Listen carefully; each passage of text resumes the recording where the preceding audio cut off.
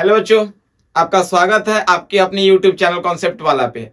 आज हम लोग क्लास 12 की जर्नी सॉलिड स्टेट के साथ करने वाले हैं। यानी आज का जो हमारा चैप्टर है वो हमारा सॉलिड स्टेट है। सॉलिड स्टेट के बारे में आज हम लोग बात करने वाले हैं। यानी क्लास 12 का सबसे बेहतर चैप्टर, पहला चैप्टर, और यहाँ से आपका केमिस्ट्री का शुरुआत होने जा रहा है। और ये जो लेक्चर हम लोग का बनने जा रहा है वो बोर्ड के लिहाजे से काफी ज्यादा इंपॉर्टेंट होने जा रहा है। आइए हम लोग देखते हैं सॉलिड स्टेट। सबसे पहले आप लोग अपना नोट्स निकाल लीजिए और एक एक पॉइंट को लिखना शुरू कीजिए।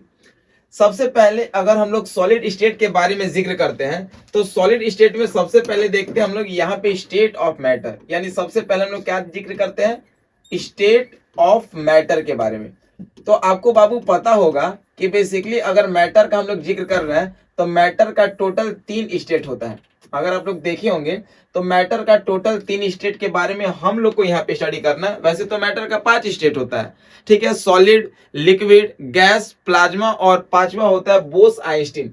लेकिन हम लोग को यहाँ पे बेसिकली जो है 3 स्टेट के बारे में हम लोग को यहाँ पे फॉलो बैक लेना है, ठीक है ना। जिसमें से पहले के बारे में हम लोग बात करेंगे जिसका नाम है सॉलिड स्टेट, दूसरे के बारे में हम लोग बात करेंगे जिसका नाम है लिक्विड स्टेट, और तीसरे के बारे में बात करेंगे जिसका नाम है गैसियस स्टेट यानी गैस, ठीक है। यानी 3 स्टेट के बारे में हम लोग को यहाँ पे जिक्र करना है।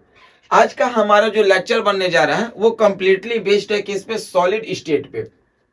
तो अगर आप सॉलिड स्टेट का जिक्र करते हैं, बेसिकली यदि आप सॉलिड स्टेट को देखते हैं तो आपके मन में क्या ख्याल आता है कि सॉलिड स्टेट अगर आप देख रहे हैं तो इसमें जितना भी कॉन्स्टिट्यूएंट पार्टिकल होगा, कॉन्स्टिट्यूएंट पार्टिकल का मतलब वैसा पार्टिकल जो सब एक दूसरे से जुड़ा होता हो, ठीक है। यानी इसमें जितना भी आप कॉन्स्टिट्यूएंट पार्टिकल देख रहे हैं, ठीक है, आप इसमें जितना भी कॉन्स्टिट्यूएंट पार्टिकल को देख रहे हैं ये सारा का सारा आपका क्या है, कॉन्स्टिट्यूएंट पार्टिकल है। ये सारा का सारा आपका कॉन्स्टिट्यूएंट क्या है, पार्टिकल है भाई, ठीक है ना। ये सारा का सारा आपका कॉन्स्टिट्यूएंट पार्टिकल है। तो जितने भी आप कॉन्स्टिट्यूएंट पार्टिकल को यहाँ पे अगर आप देख रहे हैं बाबू, ठीक है, उनमें एक खास बात आपको ये पता चल रहा होगा कि अगर ये एक मॉलिक्यूल और ये एक मॉलिक्यूल है तो इन दोनों के बीच का जो स्पेस है उसको हम लोग एक नाम से जानते हैं जिसको बोलते हैं इंट्रा मॉलिक्यूलर स्पेस, ठीक है। और इनके बीच में अगर ये 2 पार्टिकल है और इनके बीच में जो फोर्स लगता है उसको हम लोग बोलते हैं, क्या बोलते हैं, intra molecular force of attraction बोलते हैं, ठीक है। यानी कहने का मतलब 2 पार्टिकल के बीच के स्पेस को इंट्रामोलिक्यूलर स्पेस, इंटर का मतलब आपस में 2 मॉलिक्यूल के बीच का जो जगह होता है, स्पेस होता है।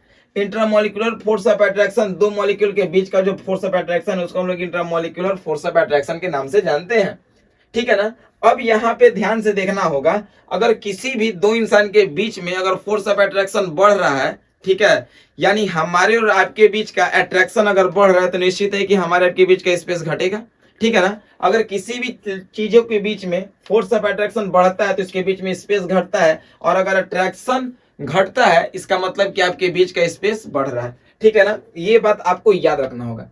अगर आप यहाँ पे बाबू मेरे सॉलिड स्टेट के बारे में जिक्र कर रहे हो, अगर आप ये डायग्राम देख के आप इसको रिप्रेजेंट कर रहे हो कि ये हमारा सॉलिड स्टेट है, तो आपके दिमाग में क्या चीज सामने निकल के आ रहा है, आपके दिमाग में यही चीज सामने निकल के आ रहा है कि इसमें जो भी पार्टिकल है उन पार्टिकल के बीच का फोर्स ऑफ अट्रैक्शन बहुत ज्यादा है।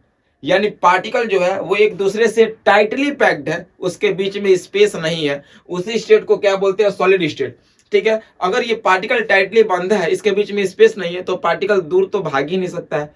यानी सॉलिड स्टेट का डिफिनीशन अगर आपसे कोई पूछेगा तो क्या बोलोगे, तो ऐसे बोल सकते हो, the state of matter in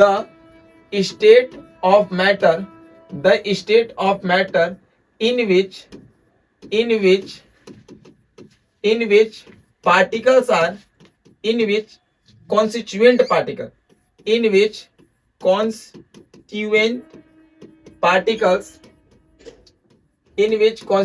particles are tightly packed, या इसी को हम लोग बोल सकते हैं क्या, क्लोजली पैक्ड, ठीक है। क्या बोल सकते हैं, क्लोजली पैक्ड के नाम से जान सकते हैं। यानी इसका मतलब हम लोग ये समझते हैं कि मैटर का वह स्टेट जिसमें कॉन्स्टिट्यूएंट पार्टिकल्स जो है वो आपका टाइटली पैक्ड होता है या क्लोजली पैक्ड होता है। इसका मतलब ये कि इंट्रामोलिक्यूलर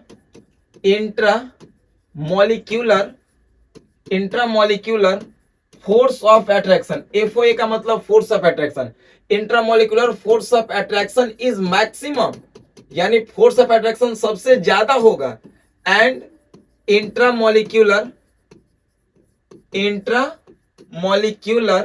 स्पेस इज मिनिमम, यानी इंट्रामोलिक्यूलर स्पेस जो होगा वो सबसे कम होगा। यानी मैटर का वह स्टेट जिसका कॉन्स्टिट्यूएंट पार्टिकल जो है वो टाइटली पैक्ड होगा यानी क्लोजली पैक्ड होगा।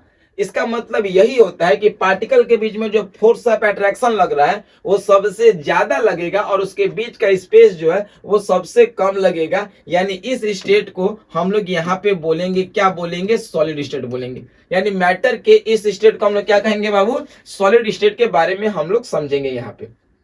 अब एक नया डिफिनेशन हम लोग बात कर रहे हैं, ठीक है। एक नया डिफिनेशन यहाँ पे, म्यूचुअल अट्रैक्शन और स्कैपिंग टेंडेंसी, ठीक है। आइए इस कॉन्सेप्ट को समझिए। अगर म्यूचुअल अट्रैक्शन ज्यादा, म्यूचुअल अट्रैक्शन का मतलब क्या है कि एक पार्टिकल दूसरे पार्टिकल से, तीसरे, चौथे, पांचवें, छठवें, सातवें, यानी सारा पार्टिकल, जब सारा पार्टिकल एक दूसरे से अट्रैक्ट हो, एक दूसरे से बंधा हो। जैसे यहाँ पे हम लोग कह सकते हैं, जैसे एक एग्जांपल के तौर पे, अगर आपके पास गुड़ है और साइड में देखिएगा चींटी पूरी की पूरी लग जाती है, इसका मतलब गुड़ और चींटी के बीच में क्या हो गया, म्यूचुअल अट्रैक्शन हो गया। यानी इस पार्टिकल के बीच में क्या हो गया, म्यूचुअल अट्रैक्शन। और स्केपिंग टेंडेंसी का मतलब ये होता है पार्टिकल जो होता है वो दूर दूर भाग रहा है। तो बताइए, अगर इन दोनों के बिहाफ में अगर सॉलिड स्टेट का डिफिनेशन देना होगा तो हम लोग बोल सकते हैं ना कि अगर म्यूचुअल अट्रैक्शन बहुत ज्यादा हो, यानी पार्टिकल जो हो एकदम टाइटली पैक्ड हो और स्केपिंग टेंडेंसी हो ही नहीं, जब पार्टिकल पूरा टाइट होगा तो छोड़ के जाने का संभावना है ही नहीं, तो इसका मतलब mutual attraction is greater than escaping tendency, this state is always said to be solid state. यानी जब आपका म्यूचुअल अट्रैक्शन यानी पार्टिकल अट्रैक्ट होने का क्षमता बहुत ज्यादा होगा, किसके तुलना में, स्केपिंग टेंडेंसी यानी पार्टिकल को दूर जाने के बजाय, पार्टिकल स्केप होने के बजाय बहुत ज्यादा म्यूचुअली अट्रैक्ट होगा, तो इस स्टेट को हम लोग सॉलिड स्टेट बोलेंगे, ठीक है। तीन स्टेट इसी फॉर्म में कह सकते हैं। अगर आपका mutual attraction is equal to escaping tendency है तो ये जो स्टेट है वो आपका हो जाएगा लिक्विड स्टेट, क्या हो जाएगा, लिक्विड स्टेट। और अगर तीसरा फॉर्म आ जाएगा कि म्यूचुअल अट्रैक्शन बहुत कम है और स्केपिंग टेंडेंसी बहुत ज्यादा, यानी पार्टिकल बहुत दूर दूर बिखर रहा है, ठीक है, पार्टिकल स्केप हो रहा है, उसके पास क्षमता है कि वो दूर दूर भाग रहा है, तो स्केपिंग टेंडेंसी अगर बहुत ज्यादा है और पार्टिकल के बीच में म्यूचुअल अट्रैक्शन बहुत कम है, दैट मीन्स इस स्टेट को हम लोग क्या बोलेंगे, तो इस स्टेट को हम लोग यहाँ पे गैसियस स्टेट के नाम से जानेंगे। क्लियर हो गया। यानी बेसिकली अभी हम लोग सिर्फ और सिर्फ सॉलिड स्टेट के बारे में बात किए हैं कि सॉलिड स्टेट हम लोग कहते किसको हैं, यानी दो डिफिनीशन सिर्फ ये प्रूफ किया कि सॉलिड स्टेट होता क्या है। बेसिकली हम लोग ये बोल सकते हैं कि उस स्टेट को हम लोग यहाँ पे सॉलिड स्टेट बोलते हैं जिसमें पार्टिकल्स जो होगा वो टाइटली पैक्ड होगा, क्लोजली पैक्ड होगा, उसके बीच का फोर्स ऑफ अट्रैक्शन सबसे ज्यादा होगा, पार्टिकल के बीच में स्पेस बहुत कम होगा, या फिर पार्टिकल म्यूचुअली अट्रैक्शन यानी पार्टिकल बहुत ज्यादा अट्रैक्ट होगा, उसके बीच में स्केपिंग टेंडेंसी बहुत कम होगा, छोड़ के भागने का क्षमता बहुत कम होगा। जब हम किसी को कस के पकड़ लेंगे तो भागने का क्षमता उसके पास हो पाएगा नहीं, तो स्केपिंग टेंडेंसी बहुत कम, म्यूचुअल अट्रैक्शन बहुत ज्यादा, इस फॉर्म को भी सॉलिड स्टेट बोल सकते हैं। बाकी आपके पास लिक्विड और गैसियस स्टेट का फॉर्म हम बता दिए, ठीक है। आइए आगे जब हम लोग आते हैं तो सबसे हम लोग यहाँ पे इंपॉर्टेंट टॉपिक देखेंगे प्रॉपर्टीज। क्या देखेंगे बाबू, प्रॉपर्टीज, यानी properties of solid state. Properties of solid state के बारे में थोड़ा सा हम लोग जिक्र कर लें। आइए एक एक पॉइंट को यहाँ पे हम लोग ध्यान से देखेंगे, ठीक है। टॉपिक हमारा प्रॉपर्टीज ऑफ सॉलिड स्टेट, यानी सॉलिड है क्या क्या इंपॉर्टेंट प्रॉपर्टी है, तो it have fixed shape, size and volume, ठीक है, सॉलिड के पास शेप, साइज और वॉल्यूम जो होता है वो फिक्स्ड होता है। जैसे अगर आपके पास ये एक एग्जांपल है, ठीक है, अगर आपके पास ये एक एग्जांपल दिख रहा है तो ये एक सॉलिड फॉर्म में है और इसका देखो शेप भी फिक्स है, ठीक है, दूसरा साइज भी फिक्स है और हम लोग जहां पे रखेंगे तो ये एक निश्चित वॉल्यूम भी ऑक्युपाइज करेगा, यानी इसका शेप, साइज, वॉल्यूम तीनों फिक्स है। अगर आपको ये पता चल रहा है तो कमेंट में इसका आंसर देना कि हमने किस शेप के बारे में आपको सॉल्व किया है, ठीक है। तो आपको ये हम बताने का प्रयास कर रहे हैं कि इसका शेप, साइज, वॉल्यूम तीनों फिक्स है, यानी इस स्टेट को हम लोग यहाँ पे सॉलिड स्टेट के नाम से समझ सकते हैं। यहाँ पे क्लियर हो गया, यानी अगर ये सॉलिड है तो इसका शेप, साइज, वॉल्यूम तीनों जो होगा वो फिक्स होगा, ठीक है। दूसरा इसका इंपॉर्टेंट पॉइंट हम लोग क्या लेंगे, दूसरा लेंगे it have very low compressible, it have very low compressible. आप बाबू जरा ध्यान से सोच के बताना कि क्या सॉलिड पार्टिकल को आप कॉम्प्रेस कर सकते हो, दबा सकते हो? नहीं, एकदम हल्का सा, ना मात्रा का। इसीलिए हम लोग लिखे हैं कि सॉलिड जो है वो वेरी लो कॉम्प्रेसिबल होता है, दबता नहीं है, ठीक है। उसके बाद it have very low flexible, ठीक है। सॉलिड जो है वो आपका फ्लेक्सिबल भी नहीं होता है, ठीक है, सॉलिड जो है वो आपका फ्लेक्सिबल भी नहीं होता है। तो हम लोग क्या कह सकते हैं सॉलिड के लिए कि it have very low flexible, ठीक है। It have high melting point and boiling point, यानी सॉलिड के पास मेल्टिंग पॉइंट और बॉइलिंग पॉइंट ज्यादा होता है। अगर ये सॉलिड स्टेट में है तो इसको मेल्ट करने में और बॉयल करने में टेम्परेचर को ज्यादा देना पड़ेगा, ठीक है। अगला point, it have very low diffusion, it have very low diffusion. Diffusion का मतलब क्या होता है, जहां पे पार्टिकल इंटरमिक्स होना। अब बताइए, अगर हमारे पास दो फोन है, एक ओप्पो है और एक यहाँ आईफोन है, तो अगर ओप्पो और आईफोन को दोनों को एक पास रखेंगे तो क्या ओप्पो वाला आईफोन का प्रॉपर्टी और आईफोन वाला ओप्पो के प्रॉपर्टी को फॉलो कर सकता है? क्या दोनों एक दूसरे को मैचअप कर सकता है? नहीं। क्यों नहीं कर सकता है? क्योंकि वो भी सॉलिड है, ये भी सॉलिड है, उसके बीच का फोर्स ऑफ अट्रैक्शन बहुत ज्यादा होगा और इसके बीच का फोर्स ऑफ अट्रैक्शन बहुत ज्यादा होगा और दोनों के बीच में स्पेस नहीं होगा। स्पेस रहेगा तभी तो इसका पार्टिकल उसके साथ मिक्स हो पाएगा।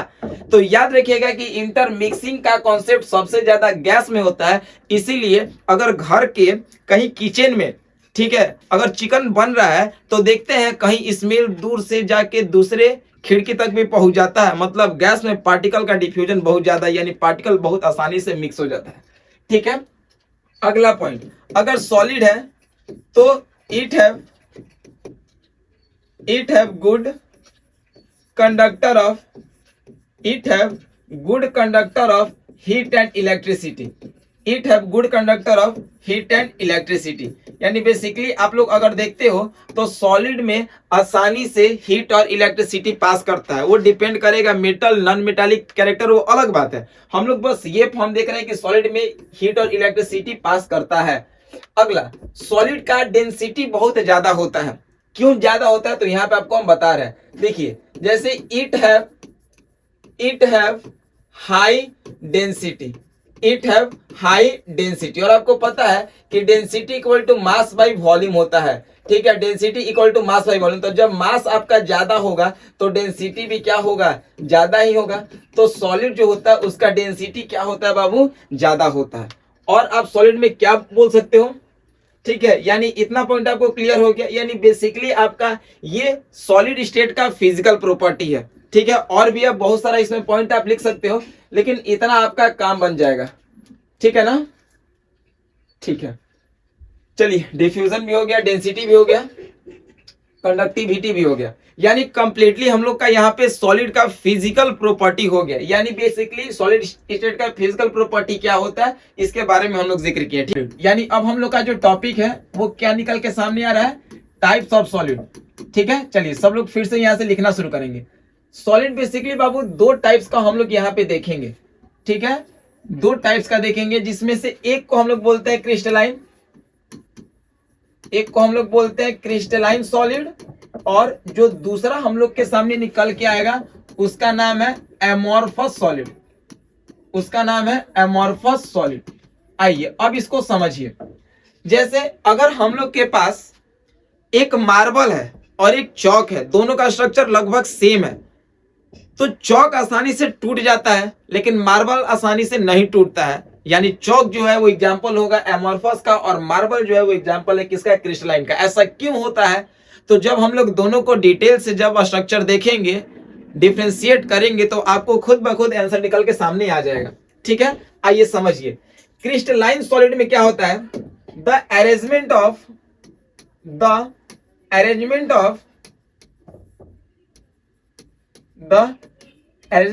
constituent particle in a regular way in long interval, in long range या फिर long interval।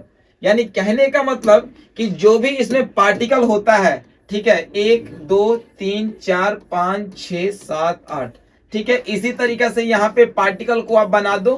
ठीक है ना, लगभग 3-4 फॉर्म आप रिपीट इसका कर सकते हो। ठीक है, अब यहाँ पे देखिए, जितना भी आपका क्रिस्टलाइन सॉलिड होगा ना, वो कोशिश करना कि आपका वो आयोनिक फॉर्म होगा। अब जैसे आयोनिक फॉर्म के तौर पे हम लोग एग्जांपल ले रहे हैं NaCl, तो ये plus minus plus minus plus minus plus minus, ठीक है ना। सेम इसको आप रिपीट करवा दो, ठीक है, प्लस माइनस प्लस, ठीक है। अब यहां पे देखिए, अगर आप इस स्ट्रक्चर को देख रहे हो तो आपको एक खास बात समझ में आ रहा होगा कि इसमें जितना भी कॉन्स्टिट्यूएंट पार्टिकल का अरेंजमेंट है वो रेगुलर फॉर्म में है, सेम डिस्टेंस पे है, इक्वल डिस्टेंस पे है और कंटिन्यूअसली पार्टिकल अरेंज आपका हुआ है लंबे रेंज तक। लेकिन अगर एमॉर्फस सॉलिड को आप देखते हो तो यहां पे आप क्या देखोगे, तो यहां पे आप लिख सकते हो कि the arrangement of constituent particle in a irregular way in short range, यानी कहने का मतलब कि इसमें जो भी पार्टिकल को हम लोग अरेंज करेंगे, ठीक है, वो आपका इरेगुलर वे में रहेगा। जैसे अगर इसमें पार्टिकल को हम लोग अरेंज कर रहे हैं तो देखिए, जैसे 1 2 3 4 5, फिर 1 2 3 4, फिर 1 2 3 4 5 6 7 8 9 10 11 12, कुछ भी। तो कहने का मतलब कि इसमें कॉन्स्टिट्यूएंट पार्टिकल तो इसमें भी है, कॉन्स्टिट्यूएंट पार्टिकल तो इसमें भी है, लेकिन इसमें कॉन्स्टिट्यूएंट पार्टिकल जो है वो आपका इरेगुलर वे में है और शॉर्ट रेंज तक है। तो ये एमॉर्फस और ये हो गया आपका क्रिस्टलाइन फॉर्म। ठीक है, आगे आ जाइए। अब इन दोनों के बीच में और डिफरेंशिएट हम लोग करते हैं, तो क्रिस्टलाइन को हम लोग क्या बोलते हैं? तो क्रिस्टलाइन को आप लोग याद रखिएगा कि यहाँ पे क्रिस्टलाइन जो फॉर्म है ना, क्रिस्टलाइन को हम लोग यहाँ पे ट्रू सॉलिड के नाम से जानते हैं। क्रिस्टलाइन को हम लोग क्या बोलते हैं बाबू? ट्रू सॉलिड के नाम से जानते हैं। और इसको हम लोग फाल्स सॉलिड, इसको हम लोग क्या बोलते हैं? फाल्स सॉलिड के नाम से जानते हैं। और इसी को हम लोग बोलते हैं सीडो सॉलिड। ठीक है, इसी को हम लोग क्या बोलते हैं? Pseudo solid. और ये एग्जाम्पल होता है किसका? सुपर कूल्ड लिक्विड का। किसका होता है? Super cooled liquid. ठीक है, सुपर कूल्ड लिक्विड का, सीडो सॉलिड में। ठीक है, अब जैसे ट्रू सॉलिड और यहाँ पे फाल्स सॉलिड में अंतर क्या है, अब आप इस चीज को थोड़ा सा समझिएगा। जैसे अगर हम एक एग्जाम्पल के तौर पे ग्लास देख रहे हैं, तो ये ग्लास चमक रहा है, ठीक है, लेकिन कम समय तक चमकता है। ये एग्जाम्पल जो है वो एक्चुअली में किसका है? एमॉर्फस सॉलिड का।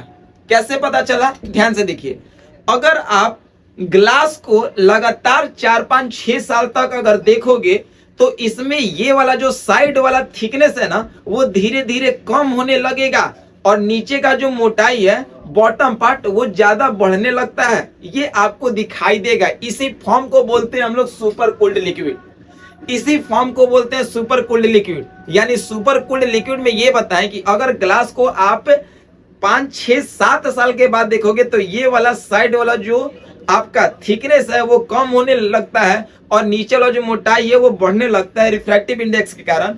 तो ये खास बात होता है किसमें? तो ये आपका एमॉर्फस सॉलिड का ये एग्जांपल होता है। ठीक है, अब उसके बाद हम लोग अगला पॉइंट देखते हैं। तो इसका जो मेल्टिंग पॉइंट होता है, ठीक है, यहां पर हम लोग बात करते हैं melting point. Melting point is sharp. ठीक है, इसका मेल्टिंग पॉइंट शार्प होता है, कितना डिग्री होता है, तो 120 डिग्री सेल्सियस होता है। ठीक है, तो मेल्टिंग पॉइंट इसका शार्प होता है 120 डिग्री सेल्सियस होता है, जबकि इसका जो मेल्टिंग पॉइंट होता है, ठीक है, मेल्टिंग पॉइंट इसका जो होता है वो मेल्टिंग पॉइंट वेरीज फ्रॉम, कहां से कहां तक वो करेगा, तो 100 डिग्री सेल्सियस से 200 डिग्री सेल्सियस तक इसका मेल्टिंग पॉइंट वेरी करेगा। तो कहने का मतलब कि मेल्टिंग पॉइंट जब फिक्स्ड है तो इसका जो स्ट्रक्चर होता है, यानी आप बेसिकली कह सकते हो कि इसका जो स्ट्रक्चर है वो फिक्स्ड है, लेकिन इसका जो स्ट्रक्चर होता है, ठीक है, वो स्ट्रक्चर देख रहे हो ना क्या कर रहा है, वेरीज कर रहा है। ठीक है, चलिए अगला पॉइंट हम लोग बात करते हैं। तो ये जो होता है वो आपका एन आइसोट्रॉपिक इन नेचर होता है। ये क्या होता है आपका, एन आइसोट्रॉपिक इन नेचर, जबकि अगर हम लोग इसका बात करेंगे तो ये आपका आइसोट्रॉपिक इन नेचर होता है। ये आपका क्या होता है, आइसोट्रॉपिक इन नेचर। दोनों में खास बात क्या होता है इसको समझिए। ठीक है, एन आइसोट्रॉपिक का मतलब होता है different physical property and different direction, और आइसोट्रॉपिक का मतलब होता है same physical property and different direction. यानी अगर आप देख रहे हो तो ये जितना भी हम लोग पोर्शन लिख रहे हैं वो क्रिस्टलाइन, और क्रिस्टलाइन का एग्जांपल होता है आयोनिक फॉर्म। अब जो भी आयोनिक फॉर्म आपका होगा उसका फिजिकल प्रॉपर्टी डिफरेंट होगा। कैसे फिजिकल प्रॉपर्टी डिफरेंट होगा, तो ऐसे देखोगे तो प्लस माइनस मिल रहा है। ठीक है, अगर आप ऐसे देखोगे तो माइनस मिल रहा है, ऐसे देखोगे तो प्लस मिल रहा है। तो इसका फिजिकल प्रॉपर्टी भी अलग अलग और डायरेक्शन भी अलग अलग हो गया। लेकिन यदि आप इसमें देख रहे हो तो इसमें सबसे बेस्ट एग्जांपल आपका होता है ग्लास, इसमें बेस्ट एग्जांपल होता है रबर। तो इसका स्ट्रक्चर जो होता है वो हल्का फुल्का चेंज करता है। तो फिजिकल प्रॉपर्टी ग्लास है तो सब जगह ग्लास ही का होगा, उसमें कहीं आयन वैन मूव नहीं कर रहा है, तो फिजिकल प्रॉपर्टी सेम होगा, डायरेक्शन मूवमेंट अलग अलग हो सकता है। अगर हम लोग लास्टली इसका एग्जाम्पल की ओर बात करते हैं तो इसके एग्जाम्पल में क्या क्या लिख सकते हो, NaCl, ZnS, CaF2, ठीक है, उसके बाद क्वार्ज, उसके बाद KCl। ये सब बेसिकली एग्जांपल है क्रिस्टलाइन सॉलिड का। एमॉर्फस में क्या होता है, ग्लास और रबर। ठीक है ना, तो हम लोग बेसिकली सॉलिड स्टेट का जर्नी शुरू कर दिए हैं। ठीक है, इतना हम लोग बेसिक लेक्चर लिए, आज के लिए इतना ही। मिलते हैं कल के लेक्चर में इससे आगे, तब तक के लिए ओके बाय, टेक केयर।